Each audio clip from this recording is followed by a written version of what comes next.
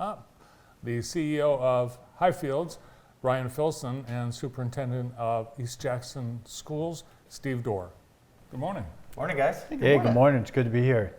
Yeah, you guys are teaming up, and it's not the first time you're teaming with a school district. No, it's not. We're actually celebrating our 15th year of doing after-school programs throughout mid-Michigan. We're very excited to be able to, when Steve and East Jackson reached out, to add them to our portfolio. That's great. Yeah, so this is the Reaching Higher program, correct? Yep. They're 21st century after-school grants, and they're competitive. We apply, we receive the funding, and then we're actually in the process of renewing our grant, and we're including East Jackson, and we hope to win that and include them for the next 5 years. So Steve, this is something you guys started in January, but you're going to see the benefits of this. Talk a little bit about what this does for the district. Well, it's part of a bigger picture. We have a lot of students, in spite of our best efforts for the last 2 years, they've fallen behind. Mm-hmm. Our students have fallen behind, and it looks different in elementary school. The kids that have fallen behind off track for reading versus high school kids that are behind in credits toward graduation because they had an extended isolation or COVID wormed through their family for a period of months and got them behind. In the middle grades, it's particularly difficult because those kids are just seeing their own self-identity. They're seeing themselves as the smart one or the athletic one, and they start to embrace that. And COVID's disrupted that significantly. So, when we're looking at this big picture of what do we do to get kids caught up, it looks different in different ways. It just made sense. Our summer school efforts from last summer weren't as impactful in those middle grades. And what kids needed was they needed more mentoring. They needed more one-to-one mentoring, and that's exactly what Highfields does. I think if you ask many folks around the area, extended area around Jackson County, what's the gold standard for after-school programs, they would think Highfields Reach Higher program. Wow, that's great. Yeah. A lot of people just assume that we've lost. Kids weren't able to get everything they needed in the last 2 years. We'll do better next time, but you're making a concerted effort to make sure that even these last few months of 2022 school year, you're gonna do things to make sure that they're not left behind. Yeah. Now we started discussion, somewhere in summer. It was around July of last year, and our most optimistic effort would have been to launch in the fall, but we were well behind that. COVID was still kind of lurking in the shadows through fall, where every week was a little bit worse than the week before, and we had that slow climb of cases and impact that kept getting worse and worse, and then what we saw this year delayed us. So it wasn't ideal to start and launch an after-school program January 10th, but we kind of pulled the stops out and said we got to do the best we can. We didn't have huge engagement right away from parents because they were still very anxious in January about what was going on with COVID.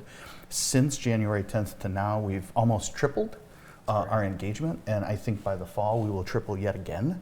And the level of mentoringship and support that our students are receiving is second to none. And Highfields has been a wonderful partner coming on board. Brenda and Kelly have been exceptional in their planning and organization and working with some of our staff to get kids back on track. Yeah, and it's a great partnership. I mean, East Jackson really provides the host, and we bring our staff in, but most of our staff that work the program are really East Jackson employees that we hire for a few hours after school to come in. So they know the building, they know the kids. It has been a great partnership. And it's more than improving your reading skills. It's social skills, like you said, the mentorship.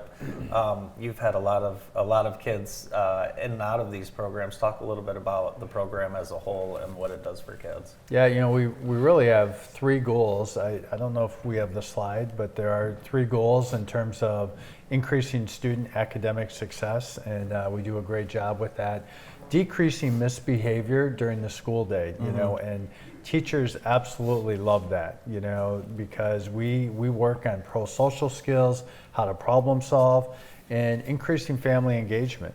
Anytime you can get a parent who buys into what's going on with their child's education school program, and then finally improving their students' social skills, which you talked a little bit about. And we actually have a federal evaluator that comes in and evaluates all our programs, and across the board, we do a great job on all 4 of those goals, and we're just really excited to partner with East Jackson in that regard.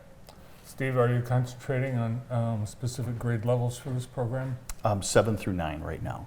You know, we'd like to also, above and beyond that, to expand to credit recovery. We haven't been able to get that in the mix of this as well, to offer another alternative for high schoolers that have fallen behind. We are doing comprehensive credit recovery during the summer months, but I think we want to embed that into the school year somehow. One of the hard parts and challenges of doing this during the school day is it makes the day a lot longer, and some kids are ready for that. Some kids have some obstacles, transportation being one. So we provide transportation home, so the parents don't have that concern. We drop them off right at their house. And this is 4 days a week, and it's 2 hours a day, so it's enough time to have an impact on all of the goals that we're talking about. And we also engage with food service. They get a snack and a meal beyond the school day. And there really is, the more we can take away obstacles to participation, the more likely we're going to have students and families engage and have a positive impact. How are kids identified and placed? Are they spoken to individually, reach out to their parents? How does that work? So our procedures there kind of set up with Brenda and our staff. Do you want to talk more about that? Yeah, so the beauty of, once a school is chosen, any student in that district is eligible to participate. And so there are no exclusions. Any kid that wants to participate, regardless of their academic status, regardless of socioeconomic background, any kid that wants to participate is eligible to participate. And so there's a referral form. A lot of times teachers will advertise it in their classes and send flyers home with parents, and then we go to whatever activities, set up booths, and so family members can learn more about the program. Steve, what happens when kids have a rough year, things like that, and don't get on the right track? I mean, you see kids K through 12. What happens to those students if they kind of fall back a few years and don't do anything to try and improve their their grades or things like that?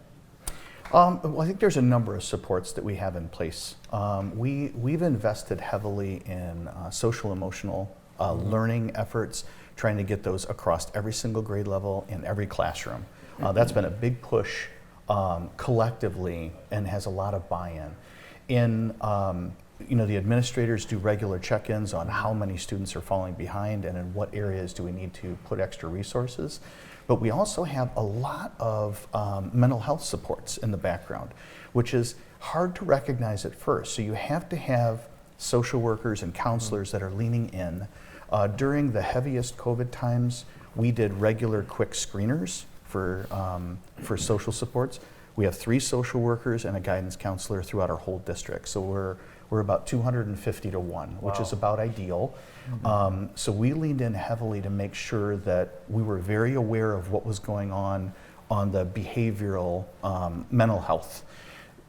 So those are some things that we have in place to kind of get a feel for what's going on in the background and sometimes in the shadows when people were disengaging. So, we have a lot of layers of supports on that end. Steve Doerr, Superintendent of East Jackson Schools, and Brian Philson, CEO of Highfields, with us. More of Steve and Brian after this.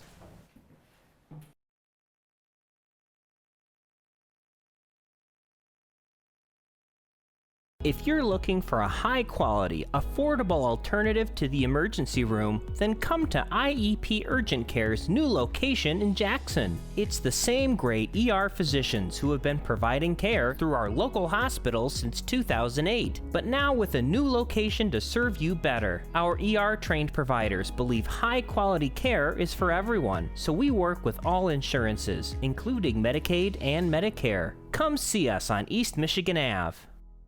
Finding the home of your dreams is exciting. I'm Andy Bloom with Pillar to Post Home Inspectors, and I look forward to taking the next step with you in securing that dream, the home inspection.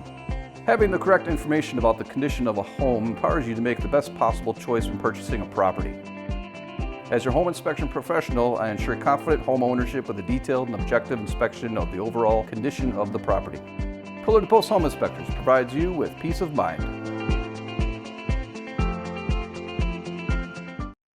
You need a plumber? Grimes Plumbing Company. licensed and insured, proudly serves the Jackson area with fast, reliable service and competitive pricing, both for repairs and new installs. For fast, reliable plumbing service, call Grimes Plumbing today. And remember, we love water. Hi, I'm Richard King. I've been working on cars for over 38 years, and 10 years of that has been here in Jackson. I'm an ASE certified master technician. What makes King's Auto different from the rest out there is that we take the time to diagnose the cars properly the first time around. We fix what the others can't. Whether it's an oil change or a head gasket repair, wheel bearings to spark plugs. At King's Auto and Truck will get you in and out and get it done right the first time around. Then bring your car or truck over here to King's Auto and Truck, 4114 East Michigan Avenue in Jackson.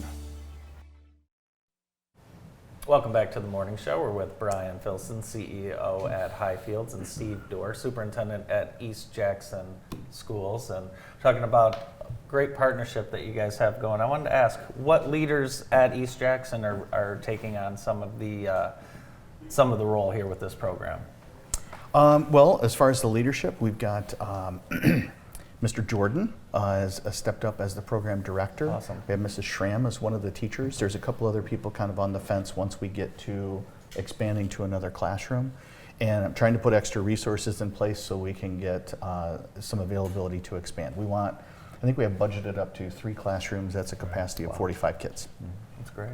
It's probably something you'd love to have in every school district. It would be, and as it's always hard as we're writing for our new grant, we had to really kind of narrow it down to 5 schools. And you have to be strategic because you want to win the grant, and so you need schools that would score points in the rubric of the grant, but you also want to be able to serve everybody. So, but we are excited. East Jackson is included in our grant. We're going to submit that in a week and a half, and then we'll know.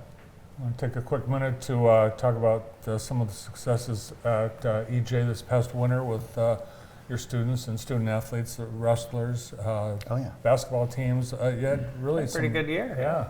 Yeah, our girls varsity team really had wonderful chemistry, strong work ethic, and good things happened from those two things, right?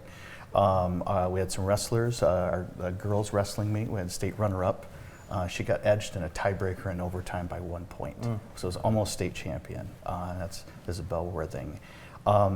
We've had a few other things going on throughout the entire year, but I think what everyone has really loved is now that things are returning to a back to normal, and I use my finger quotes with that. What students are really excited about is getting back to a pep assembly that we have, and we haven't had one of those in 2 years, right? Yeah. And we actually got to do that. And they just loved it, got fired up, had so much fun during the winter homecoming. Homecoming is a little bit subdued, but it feels like we're in a different space now. There's a new podcast available, Talking with Trojans, and I know you're proud of that. What is the content behind the Talking with Trojans podcast? Well, this is students that lead this in grades 3 through 6. Oh, wow. The students are leading it, overseen by Mrs. Rebant, our STEAM teacher, and they're having a lot of fun just interviewing their teachers about simple things about, which teacher had a big impact on them, what are some memorable things from elementary school that you still carry with you as an adult. And it's so fun to listen to folks in our school just have those conversations led by students. And it's a lot of fun. Especially at that age, that sounds fun. It is. It's Talking with Trojans. It's available on Spotify and Apple. Nice. Mm-hmm. I know that we're just 2 months into this program, barely. So is there any way that you're able to gauge the success of how it's working? Well, I think we're doing measures as we go. Right, so I think we're coming up on our first evaluation, and so we'll know more once those numbers are in. We'll do that towards the end of the year, but yeah, I mean, just by the level of engagement, how the program's growing, by word of mouth, I think, it's been a success already. Yeah, manufacturing has been really a key for school districts, and it's not something that schools really can ignore. You have to really push this. There's a lot of opportunities for kids after school into the local trades and manufacturing. You guys recently received a grant.